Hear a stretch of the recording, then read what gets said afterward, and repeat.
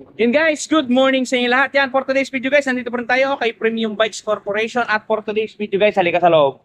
I-release natin yung ating bagong-bagong si Yamaha Mio Aerox. Yan guys. Yan, kasi may client tayo niya na kinuha yan by installment. So, gagawa natin ng video para maipakita ko sa inyo yung actual na galawan, kung magkano yung presyo at yung ma-inclusion ng unit pagka kinuha ninyong hulugan. Kaya doon sa mga nagpaplano kumuha ng Yamaha Mio Aerox S, guys, ganito ang galawan ng pag-release ni Premium Bikes Corporation. Okay, bago natin banatan, bago natin tirahin kanain, syempre, intro muna tayo.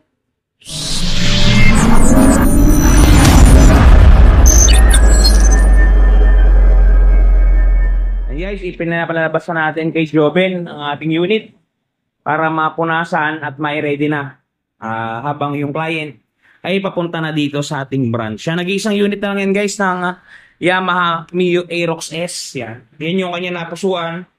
Yung kulay puti. Yan. Napakaganda guys. ABS to guys ha. ABS variant yan. Yan. And guys, siyempre, bago natin i-activate yan. Yan. Inaalisan muna ni Jobe ng alikabok. Hindi ko gando. Aerox S. Yan. Sabi ko ito. Napakaganda. Malinis naman siya guys, pero may konting gabok gawa ng nasa display area siya. Linisin muna natin para good sa goods. Keyless to guys ha. Keyless. Tapos, Y-connect din siya. Okay, yan guys. Pakita ko sa inyo yung mga inclusion ng unit. Habang pinapakintab ni Jobin yung ating mga kagulungan, papakita ko muna sa inyo yung mga actual inclusion ng unit. Ito guys. Yan. Buksan natin ang ating box U-box. Pero nakalock siya. So, gamitan natin ang emergency key. Yan. Ito guys. Dito yung matatagpuan yung emergency key sa bandang kailaliman. Ito. Medyo maganit guys. Ayaw pumasok. Kainaman. Di. Papasok na yung job. Yun. Yun. Guys, bukas na. Ito yung mga actual na nilalaman guys ng ating unit ha. Pag kukuha kayo ng unit ng Aerox. Ito guys, ganito ang tsura ng kanyang battery. Pugutin natin. Yan. Medyo mataas to guys. Mas mataas to sa baterya ng Click ngayon. Yan o, mas mahaba siya ng konti. Yan. Parang hindi ako matahimik. Gusto kong kumuha ng baterya ng Click para ipakita sa inyo kung ano yung pagkakaiba niya. Teka. Ito guys, siramin natin tong baterya ng Click. Ito. Baterya ng Click to ha. Tapos ito yung baterya ng Aerox.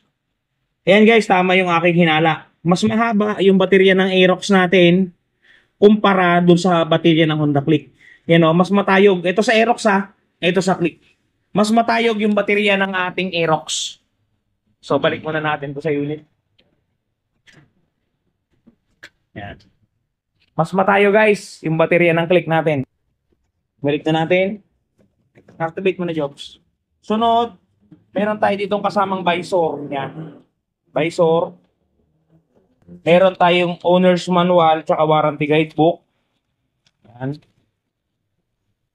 Bago na natin to. Tapos meron tayo ditong side mirror. Ganito itsura na side mirror guys ang unit natin. Yan. Tapos, takip. Dito. Sa button. Yan guys. Yung mga nilalaman ng ating unit. Susi pala, susi. Yan. Ito guys yung kakaiba sa Yamaha. Iisa lang yung remote. Wala na siyang kadual. Magpapagawa ka na talaga o bibili ka na ng kasama niya. Tapos meron niyang mga kasama nito guys. Tools. Ang tools sa kasama nito, yan, kitang-kita niyo naman. Screw lang na positive. Wala nang iba. Yun. Okay guys, yun lahat ng inclusion ng unit pagka kinuha ninyo ng cash or hulugan. Ito naman yung presyo niya guys para dun sa mga nagsisig ng presyo. Yan. Yamaha Mio Aerox S. SRP natin 146,000. Available po ito cash man o hulugan. Welcome na, welcome kayo. Yan. Down payment po natin 29,200. Pagka nag-down po kayo ng gantong amount, ang monthly po natin sa loob ng 2 taon, 7,563. At 3 taon naman po, 5,930. Screenshot nyo guys, presyo ng Aerox S ABS kay Premium Bikes Corp. Alright. Yan guys, inactivate na ni Joven yung ating unit. Yan. Kasalukuyan niya nang inactivate yung ating unit at talaga namang good sa good guys. Kasalukuyan ang tinatakpan ni Joven Fiesta ang ating battery. Yan, yan. Andiyan din yung 4 na rubber boots dun sa visor. Ako na maglagay ng 4.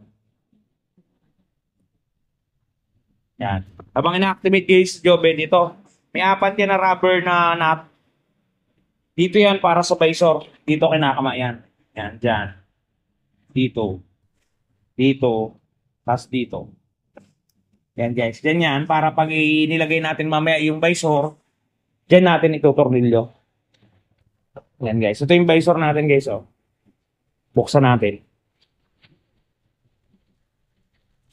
Jobs. Ito muna. Yan. Naka-Joven na. Alisin na natin itong price tag. Baka pabili pa ng iba. Yan guys. Dito visor. Tingnan nyo yung itsura niya ng walang visor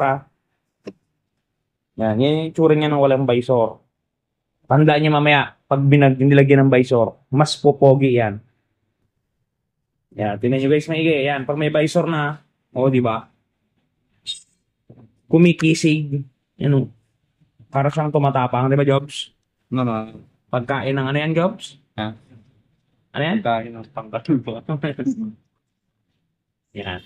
And guys, visor, tapos sunod na natin yung side mirror para atin mamayang ma-activate at maiparinig ko sa inyo yung galawan. Ito guys, take note doon sa mga kukuha ng hulugang motorsiklo, bago nyo po pirmahan yung inyong kontrata, i-check nyo po muna yung buong unit kung okay po sa inyo. Yan, for example, ito po. Mamaya ipapacheck po ito sa customer kung okay sa kanya yan.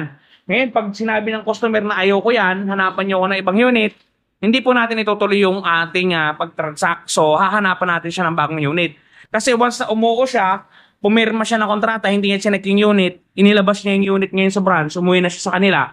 Ngayon, pagpunta niya doon, may nakita siyang gasgas, basag, o kalawang, hindi na natin pwedeng palitan yan guys. Bagkos, aayusin na lamang po natin. Tip ko po yun sa inyo guys sa mga kukuha dyan ng cash at hulugan. Ganyan po ang ating gagawin. Okay guys, bilan na natin ng gasolina. Guys, bilan na ng gasolina worth 1 liter. Yan, 1 liter. Ilalagay na ngayon ni Joven Fiesta. Yan, si Joven Fiesta. Ang iyong lingkod. Pagkain, pangkaluluwa. Yan. Yan guys, sinasali na ni Joven ang ating gasolina. Ito nga pala guys yung ating panel board. Yan. Pag inon, yun yung panel board natin. Napakaganda. Ulitin ko Yan guys. Blue yung ating background. Lahat tong indicator ay nasa ilalim. Andito yung ABS signal light. Yan.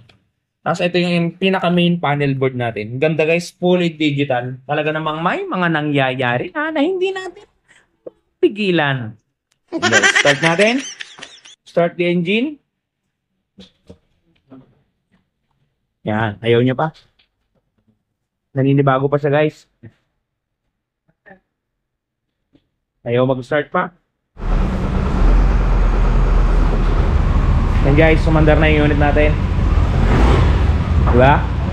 Yan guys, pagka binobomba nyo siya, nire-rev nyo, yan mayroon siyang parang RPM na umaangat-angat dyan sa gilid. Tapos ito yung andaran ng ating unit guys, kung mapapansin ninyo at mapapakinggan at madadama ninyo. Napakatahimik at talaga namang kagilagilalas. Yan. Kaya doon sa mga gumugusto guys ng ating unit, Yamaha Mio Aerox 155 ABS, guys, available yan kay Premium Bikes. Napakaganda ng unit at napakaganda ng proseso syempre para sa inyo. Yan guys yung ating galawan ng engine. Napakatahimik. Kung maririnig nyo lang, napaka-suwabe. Goods sa goods. Ito guys, paddle board natin. Ganda. ABS yan guys, ABS. Yan. Yan yung kanyang headlights. Napakaganda. Yun nga pala guys, doon sa mga namang problema, may singit ko lang ng mga gas-gas. Just for example, nakabili kayo ng yan, mga unit na yan. Ngayon, nagasgasan, ginasgas, o kung ano pa man nangyari, gusto nyo burahin ngayon yung gas-gas. Guys, meron tayong touch paint ni Wash Body. Ito guys, panoodin ninyo.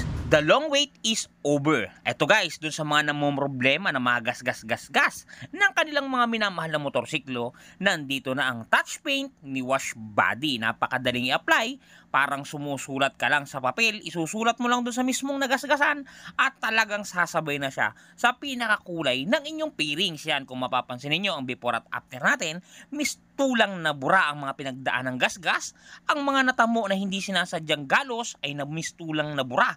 Yan, kung mapapansin niyo, halos bumalik talaga sa original. Guys, pati pag-package nila nito papunta sa mga lugar ninyo ay talagang napaka-safety. Kung mapapansin niyo, talaga namang safe na safe ang package na bibili nyo sa kanilang Shopee Shop. Kaya kung ako sa inyo, try nyo na ang touch paint ni Wash Body. Yan guys, napakaganda ng touch paint ni Wash Body na yan. Paano makakabili? Meron tayong description box, nakatag na dyan yung mga item. Kayo na lang mamili kung anong motor ba ang buburahan ninyo ng gas-gas yan. Mamili na lang kayo. Doon sa mga gusto rin bumili ng oil, langis na mga mura, meron ding mga nakatag dyan. Doon sa mga gusto mag-apply online, meron ding nakatag na link dyan para kompleto tayo. Okay guys, hanggang dito lang muna yung i-video natin. Ingat kayo palagi at palagi po kayong magpapakasaya. Si Ron TV. Shoes! Bye-bye!